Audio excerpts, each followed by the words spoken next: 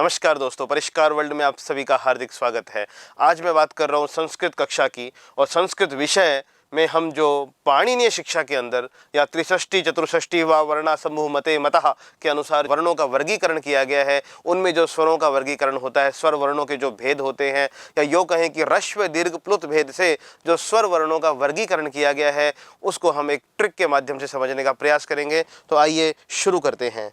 इसकी ट्रिक हमने बनाई है, ये है आपके सामने एक मुर्गा। और दोस्तों, आपको पता है कि मुर्गा क्या बोलता है? तो मुर्गा बोलता है कुकड़ू कू। मुर्गा क्या बोलता है? मुर्गा बोलता है कुकड़ू कू। और यहीं से हमारे जो पाणिनि हैं, उन्होंने ह्रस्व दीर्घ प्लुत भेदों का वर्गीकरण किया है।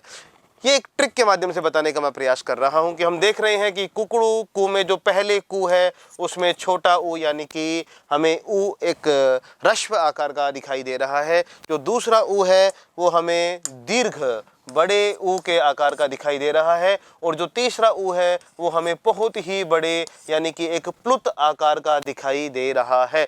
कुकड़ू कू। इस प्रकार से जब मुर्गा बोलता है तो पाणिनि ने यानी कि हमारे जो वैयाकरण हुए हैं, प्रथम वैयाकरण लौकिक वैयाकरण के रूप में जो पाणिनि हुए हैं, उन्होंने 3 प्रकार के ऊ को ग्रहण किया। और यहाँ पर एक सूत्र भी है, उकालो ह्रस्व दीर्घ प्लुतः, कि जिस प्रकार से ऊ को 3 प्रकार से बोला जाता है, ऊ, ऊ और ऊ, ये जो 3 वर्गीकरण है, यही ह्रस्व दीर्घ और प्लुत भेद से जाना जाता है। आइए हम इसको जानने का प्रयास करते हैं। देखिए, सबसे पहले हमने बोला ऊ यानी कि ये है ह्रस्व, और फिर जो हमने बोला ऊ ये है दीर्घ, और फिर अंत में जो हमने बोला ऊ ये है प्लुत। तात्पर्य यह है कि जिस स्वर वर्ण का उच्चारण कम समय में किया जाए, एक मात्रा जितना समय में किया जाए, वो ह्रस्व कहलाता है। जिस स्वर वर्ण का उच्चारण एक मात्रा से अधिक यानी कि 2 मात्रा के समय में किया जाए, वह दीर्घ कहलाता है। और जिस स्वर वर्ण का उच्चारण 2 मात्रा से भी अधिक यानी कि 3 मात्रा जितने समय में किया जाए, वह प्लुत कहलाता है। तो तात्पर्य यह हुआ कि जो ह्रस्व स्वर होता है उसकी मात्रा होती है 1, ह्रस्व स्वर की मात्रा होती है 1, दीर्घ स्वर की मात्रा होती है 2 तथा प्लुत स्वर की मात्रा होती है 3। और इनको पहचानने के लिए इन पर चिन्ह भी लगाए जाते हैं। तो हम ये कह सकते हैं कि ह्रस्व जो स्वर होता है, ह्रस्व जो स्वर होता है उसका चिन्ह होता है आई का। इस प्रकार का चिन्ह होता है। जब हम छंद पढ़ते हैं तो छंदों पे अपन वर्णों के ऊपर जब चिन्ह लगाते हैं तो वो यही एक आई का चिन्ह होता है। ह्रस्व के लिए आई होता है, दीर्घ के लिए एस चिन्ह का प्रयोग होता है, साथ ही प्लुत के लिए 3। इस प्रकार से चिन्ह का प्रयोग होता है। हमने बहुत बार देवालयों में, मंदिरों में देखा होगा, इस प्रकार से लिखा हुआ ओ, फिर ऐसे 3, फिर मैं। इसका कुछ लोग अनेक प्रकार से उच्चारण करते हैं। कोई बोलता है ओ को 3 बार बोलो, ओ म। कोई बोलता है ओ ऊ मैं। वास्तविकता में ये ऐसा बिल्कुल भी नहीं है। ये क्या है? ये बताता है कि ये जो हमको ओ दिखाई दे रहा है, ये ओ वास्तव में एक प्लुत है। यानी कि इसका उच्चारण इस प्रकार से करना है कि हमें 3 मात्रा जितना समय लगे, जैसे ओम, इस प्रकार से। तो जो हम पढ़ रहे हैं वो है ह्रस्व दीर्घ प्लुत भेद से स्वरों का वर्गीकरण। तो दोस्तों, पाणिनीय शिक्षा के अंदर या त्रिषष्टि चतुष्षष्टि व वर्णा समूह मते मतः के अनुसार जो स्वर वर्णों की संख्या कही गई है वो 21 या 22 कही गई है। अब ये किस प्रकार से कही गई है, तो आइए इसको हम जानने का प्रयास करते हैं। देखिए, सबसे पहले हम लिखेंगे ह्रस्व, फिर हम लिखेंगे दीर्घ, और फिर हम लिखेंगे प्लुत। ह्रस्व दीर्घ प्लुत।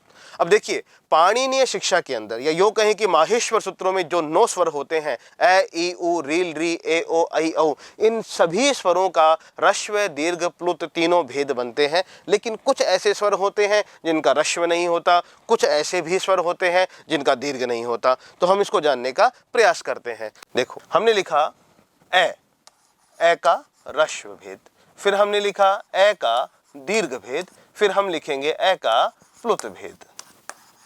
ऐसे ही ई ह्रस्व, ई दीर्घ, ई प्लुत, फिर ऊ ह्रस्व, ऊ दीर्घ, ऊ प्लुत, री ह्रस्व, री दीर्घ, री प्लुत। लिरी ह्रस्व, लिरी दीर्घ, लिरी प्लुत। फिर ए ह्रस्व, ए दीर्घ, ए प्लुत। ओ ह्रस्व, ओ दीर्घ, ओ प्लुत। फिर आई ह्रस्व, आई दीर्घ, आई प्लुत। ऐसे ही अंत में औ ह्रस्व, औ दीर्घ, औ प्लुत। देखिए, हमने माहेश्वर सूत्रों में जो 9 स्वर आते हैं, अच प्रत्याहार में जो 9 स्वर आते हैं, ए ई उ रील री ए ओ ऐ औ, ए ई उ रील री ए ओ ऐ औ, इन सभी 9 स्वरों को ह्रस्व यानी कि 1 मात्रा जितने समय में, दीर्घ यानी कि 2 मात्रा जितना समय में, और प्लुत यानी कि 3 मात्रा जितना समय में वर्गीकरण विभाजित कर लिया है।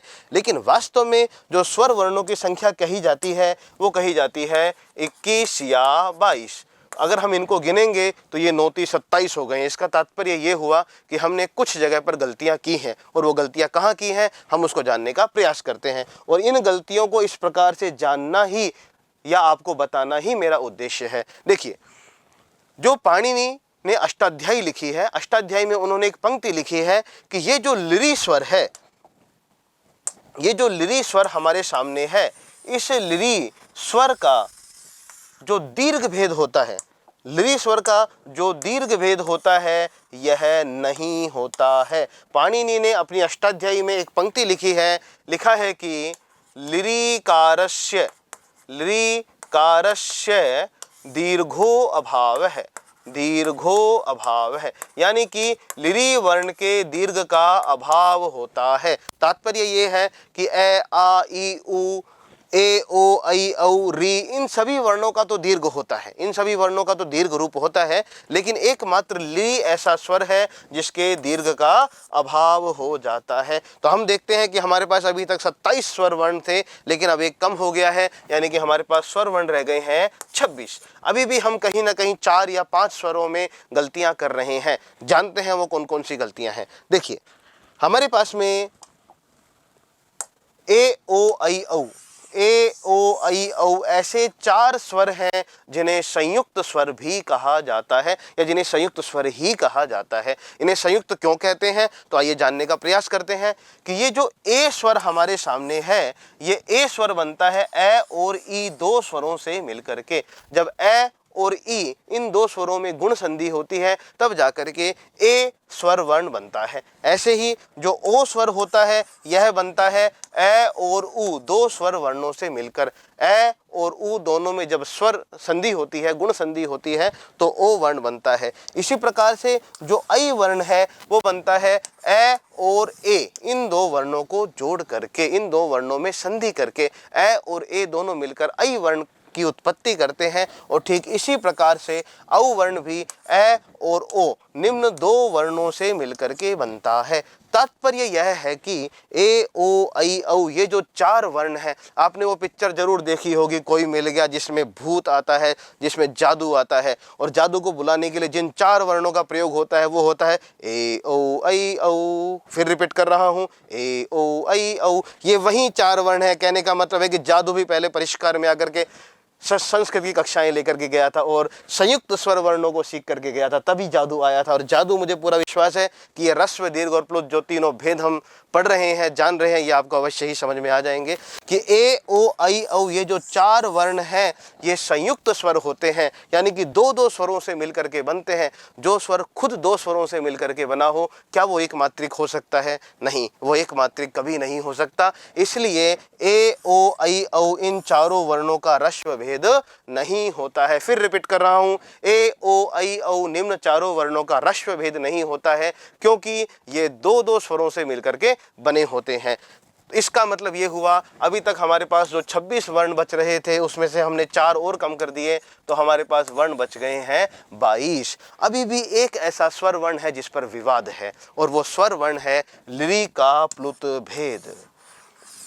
कुछ विद्वान कहते हैं कि जब पाणिनि ने अपनी अष्टाध्यायी में लिख दिया कि लिरिकारस्य दीर्घो अभाव है, यानी लिरि वर्ण के दीर्घ का अभाव होना चाहिए, तो लिरि वर्ण का प्लुत कैसे बनेगा, यह उनका मत है, ऐसा उनका मानना है। तो उनकी बात बिल्कुल सही है कि जब लिरि वर्ण का दीर्घ ही नहीं होता तो लिरि वर्ण का प्लुत कैसे होगा।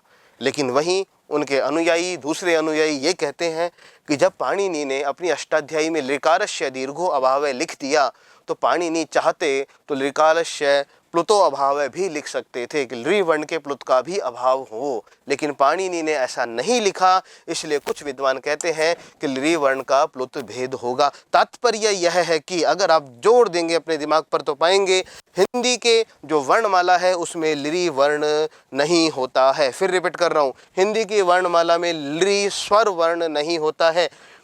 यही लिरि एकमात्र ऐसा वर्ण है जिसका दीर्घ भेद नहीं बनता है। लिरिकारस्य दीर्घो अभाव है, पाणिनि ने अपनी अष्टाध्यायी में लिखा है। और यही लिरि वर्ण ऐसा वर्ण है जिसके प्लुत पर भी विवाद है। तो मैं उम्मीद करता हूं आपने ह्रस्व दीर्घ प्लुत तीनों भेदों से स्वरों का जो वर्गीकरण होता है, 21 या 22 प्रकार के जो स्वर होते हैं उनको आपने जान लिया है। देखिए मैं रिपीट कर रहा हूं, ह्रस्व वर्ण की मात्रा होती है 1, दीर्घ वर्ण की मात्रा होती है 2, प्लुत वर्ण की मात्रा होती है 3। ह्रस्व वर्ण के लिए जिस चिन्ह का प्रयोग होता है वो होता है आई, दीर्घ वर्ण के लिए एस चिन्ह का प्रयोग होता है तथा प्लुत वर्ण के लिए 3 इस प्रकार के चिन्ह का प्रयोग होता है। तो बोलो कुकड़ू कू। इस प्रकार से ट्रिक्स के माध्यम से और विस्तार से पढ़ने के लिए चले आइए परिष्कार की नियमित कक्षाओं में।